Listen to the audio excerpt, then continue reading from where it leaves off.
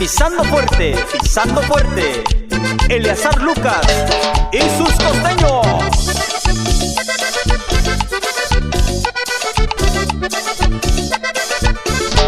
Cuando yo llegué en Acapulco, una chava yo me encontré. Cuando yo llegué en Acapulco, una chava yo me encontré. No estaba bonita ni fea, pero de ella me enamoré. No estaba bonita ni fea, pero de ella me enamoré. Maribel, a ti te quiero, Maribel, a ti te adoro.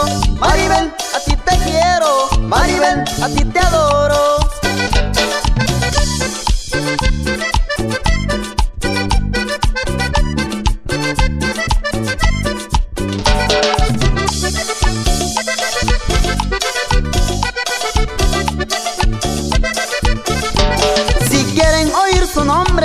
Su nombre le voy a dar. Si quieren oír su nombre le voy a dar.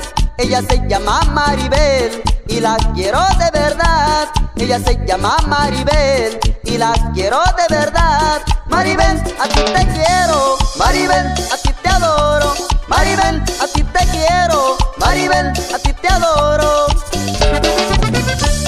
Pero mira cómo lo goza el señor David Marroquín y la señora Cunelia Tapia, allá en Rancho Viejo, Oaxaca.